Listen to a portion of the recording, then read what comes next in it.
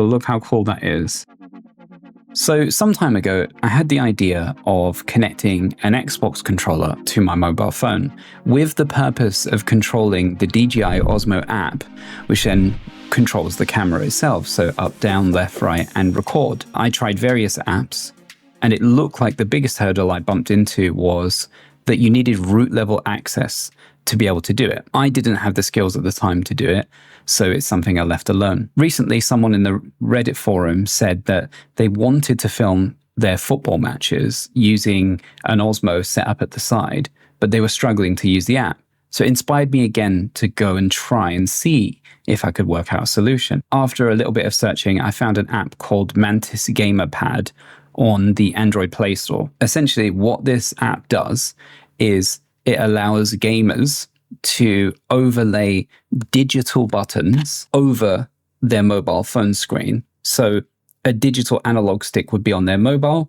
and when you move this, it would move the analog stick. I gave it a go and got it working, where essentially I could map all of these buttons to various things on the screen on the DJI Osmo app. So I'm not going to show you how to set this up right now. This is something you'll have to try yourself.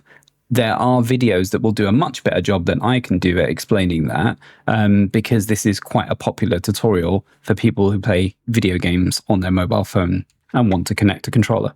So let's take a look. Okay, I've got this set up to give you a little preview. Essentially, I've got the DJI Osmo app that's open on my mobile phone, my Pocket 3 sitting here, and an Xbox controller. This is connected just through Bluetooth in the Bluetooth settings. Hold that button for a short while and select it in your list of devices. So because the Pocket 3 and the app is open, they're already connected to each other. So if I kick this camera app, it takes me straight in. Now, this might be something that's super familiar to you, this app, but the only difference is right now that we have this little green icon right there.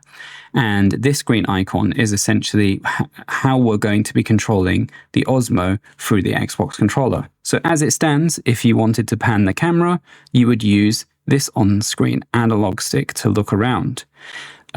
That's not what we're wanting to do right now. We want to do it through the controller. So the way we do that is after setting up the Gamepad Pro app, you get this little widget. And when you pop it up, you're given various different options. And there is a paid for plan, but completely ignore that. We do not need that. And I'm sorry if you can't fully make out these buttons, but I'm going to explain them. Right now, I have an digital analog button and I have a digital D-pad button. This is the D-pad. This is the analog stick. So what I'm going to do is I'm going to put both the D-pad and the analog stick over the analog stick that's inside the app. Once I'm finished adjusting, I hit the green button again and it's gone away. And essentially using the Xbox pad, I can, and if you watch the DJI Osmo, you'll notice that it's moving. There's an ever so slight delay, and but it's doing the thing. But the main thing I just wanted to point out here was, if you watch this analog on the screen, I struggle to get that to go straight. And you'll see that I'm a little bit all over the place. What I found was a good technique was to add both the analog stick and the D-pad. So if I use the D-pad now, as I press that, you'll notice that it's way straighter.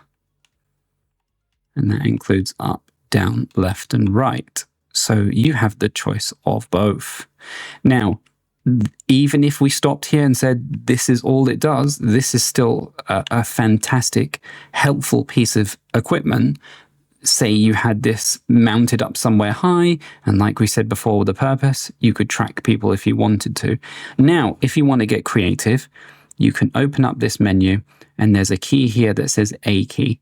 If you essentially hit that button, it's giving you the option to bind any of these buttons to a button that goes on the screen. So I'm going to take the shoot button on an Xbox controller here and bind it.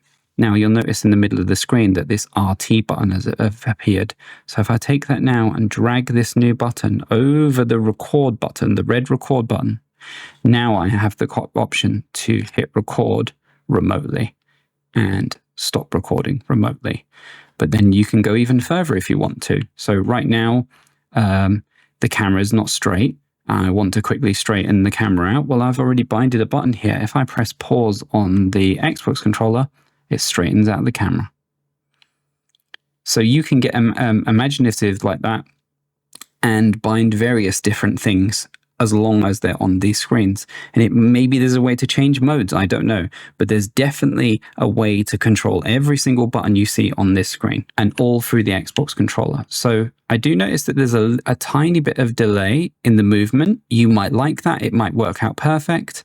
I haven't used this in real world situations, so I can't comment. I believe a limitation here is that you need to be connected to a wireless network for this setup to work.